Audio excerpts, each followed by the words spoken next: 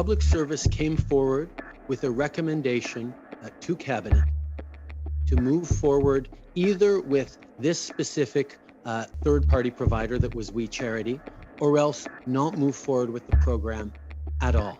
That was the binary choice we were proposing. Prime Minister and his Chief of Staff were the focus of questions today, explaining how the We contract came to be and why they were concerned about, quote, perceptions.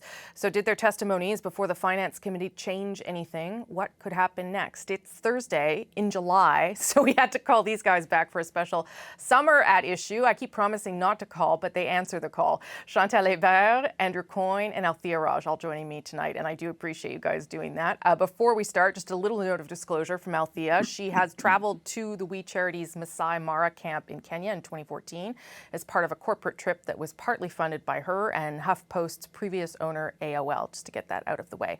Let's start with what we took from, I guess, the new information around the timeline here, that the Prime Minister, when this first came to his attention, decided that he wanted more scrutiny, the Public Service to go back and look at it again.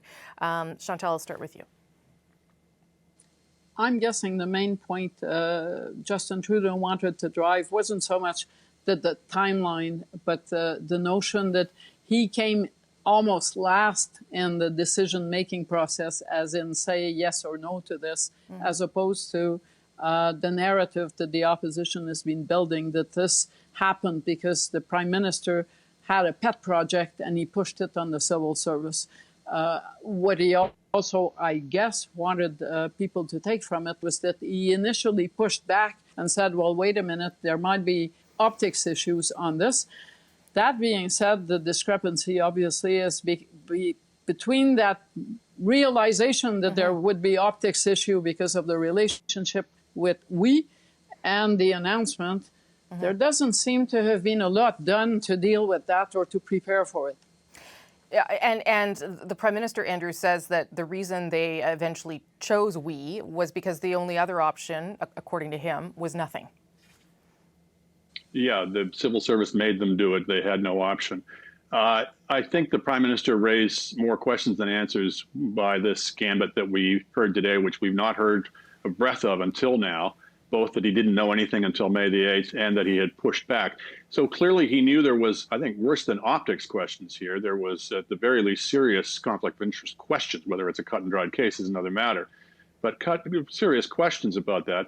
But that having known that, he then pushed ahead anyway, when after apparently some due diligence was done that didn't seem to turn up either the multiple conflicts of interest, real or alleged, between himself and the finance minister, or the many problems at We itself that would make it a questionable partner with the government. So it just, you could almost believe that he was clueless enough that when it came in front of him at the cabinet meeting, he just didn't realize or didn't think about the conflicts of interest. It's a little bit different matter when he says, oh, I knew there was a serious question here, but I went ahead anyway. And his argument that, well, he had to because the civil service had presented them with a binary choice. No, if I may quote a previous Prime Minister, he could have said no. And he could have said, go back to the drawing board. He could have said, we're not going to proceed with a program that's going to land this government and this Prime Minister in such ethical hot water. So I'm just not sure that argument really holds a lot of water, frankly. Except it seemed to be clear, at least to me, Althea, that the Prime Minister does not think this is a conflict of interest. I mean, I'm not going to judge whether it is, but it seems clear that he thought it was fundamentally a perception problem because there was no direct benefit to members of his family. That he was aware of at the time, or that the program would offer them. Yes. Yeah, both he and his Chief of Staff, Katie Telford, repeatedly said that they believed that in his case, it was about the perception of a potential conflict. It did seem, though, that they were kind of suggesting that Bill Morneau, the finance minister, that he had perhaps a more real conflict of interest because they were not aware that he had traveled to We's camps on We's dime, that one of their daughters worked for We on contract. But I think to Andrew's point, the Prime Minister tried to suggest that it was the We program or nothing. But frankly, the MPs did not delve deep into that suggestion. What made it that We was the only option? Could you have structured the program differently? Why was We the only capable administrator? Because at the end of the day, we's not signing off on whether those students made 5,000 or 500 hours of volunteer work. Somebody else is. So could the program not be structured differently? Like, nobody answered that question, but that question was not asked either. So let's be clear that a perceived conflict is a conflict. One of the things that's common to all the ethics codes is you don't get to hide behind nice distinctions in law. You have to go out of your way to remove any perception of conflict.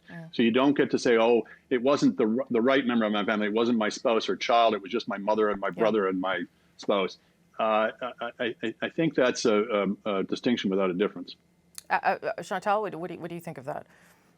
A couple of points. I still think that Justin Trudeau did better by going to the committee than by not going to the committee. His stance is on the record. People can decide for themselves, but it's better to fill the vacuum than to let others fill it, and they've been filling it for a number of weeks. Sure.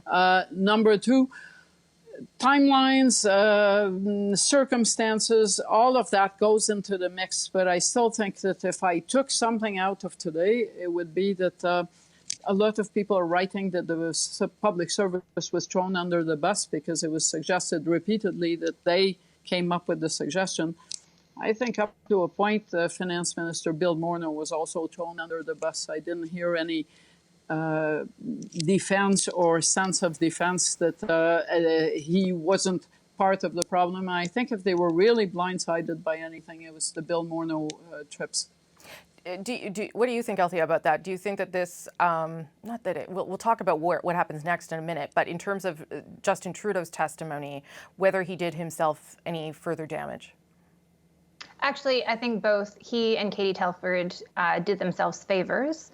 I think it speaks to the fact that they want to be more open and transparent, and they're willing to acknowledge mistakes. I think that's perhaps the lesson of the last year for this Liberal government.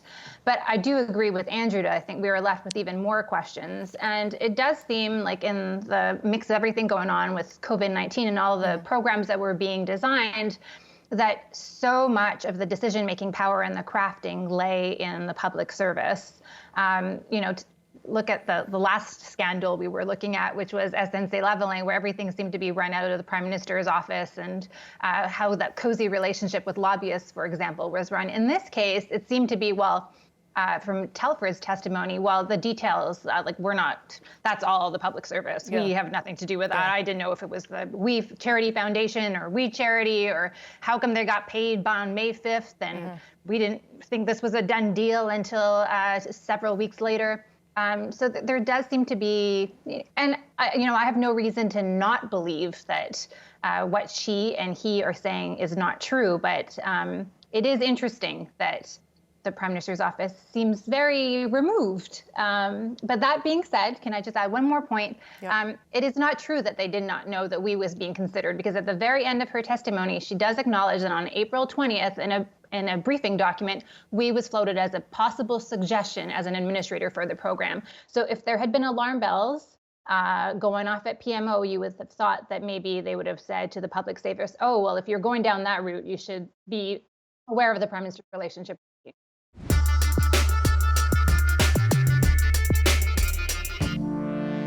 In the process, you broke the Ethics Act a third time. What happens in baseball when you have 3 strikes? A major mistake was made. Someone in cabinet should be held accountable. Which minister will you fire? Do you think the minister should step down? Just some of the calls for accountability and action from opposition MPs at the Finance Committee today. So what is the way forward for the government? Back for another round of At Issue with Chantal, Andrew and Althea. Andrew, I'll let you pick up before I get you all to sort of speculate about what happens next. Just one where we left off, Andrew. Just on this question of the timeline, this May 8th date that we heard of for the first time today, when supposedly both the Prime Minister and his Chief of Staff first heard that We was to be involved with this program. It's questionable how plausible that is. There were conversations with cabinet ministers in early April, mid-April. There were conversations with senior civil servants. The program was announced, or they were told, We was told on April 22nd they'd be getting the program. We have, from Katie Telford's testimony, multiple points of contact between officials in the Prime Minister's office and We prior to that May 8th date, including one on May 5th, which was perhaps coincidentally the date that We began operations of this program, that all of these things could be going on, all these contexts could be happening in a notoriously centralized top-down government, and neither the Prime Minister nor the Chief of Staff would know word one of it until May the 8th. That's a hard one to swallow. Chantal, you can pick up there, but I also want you to weigh in on what happens next, on whether this story has legs, as it were. Okay, so the government's overall theme that's, underlying all this is we're still in a pandemic crisis, and this, up to a point, is kind of a side story. That is true up to a point, but it's also central to what happens going forward, because what's been happening is not that people are riveted to the minutiae of who did what on what day, sure, but that they are at the very least fragile at best in their trust in the government going forward, as we are still in a crisis. And on that basis, I don't think today solves that. I think the government knows that. And I am not convinced that if someone is going to walk the plank, it will not be the finance minister, because there are two central players in this. I don't think Justin Trudeau is resigning or calling an election, but I still believe someone is going to take a walk on this. Okay, not a lot of time, but Althea, what happens next? How does it end? Well, I don't think it's going to end for a while. I think that we saw Katie Telford offer some more names of possible witnesses that the opposition certainly wants to call. And part of that, we're going down the totem pole of power is because the Prime Minister and the Finance Minister and ministers who would normally be responsible and accountable and stand up and say that they are going to resign over this issue have decided not to do so. And to Chantal's point, I'm not saying that there is resignation watch on Bill Morneau right this moment, but I think if today's testimony is any indication, there is the door seems to have been opened to that possibility, judging by the Prime Minister and Ms. Telford's comments. Okay, Andrew, last word to you on what happens next. I think two things will judge it or determine it. One is the polls. They are slipping in the polls. And so the second thing is nervous Nellies in the Liberal caucus. They have already moved beyond they're not consulting caucus enough stage to the Prime Minister's getting very bad advice from people around him stage. It is sometimes a coded way of attacking or criticizing the Prime Minister as you criticize the staff around him. So either or both Bill Morneau and Katie Telford, I think, may not be sleeping easily in the next few days. Okay, one final thought from you, Chantal, because I have 30 seconds I didn't know I had. or else Bill Morneau is sleeping more soundly. The fact that more PMO staffers are named brings trouble inside the government, but the confidence issue is a real serious issue, and that doesn't get resolved by putting junior assistants on trial, and that is why I think something major may happen. Remember, prime ministers do not change finance ministers in a crisis. Not for a long, long time. This would be some pretty big shakeup for the government. Okay, leave it there. I keep saying I'm not going to call, but honestly, just maybe stay put, because I'm likely to call again. Thank you all for coming in July. I appreciate it.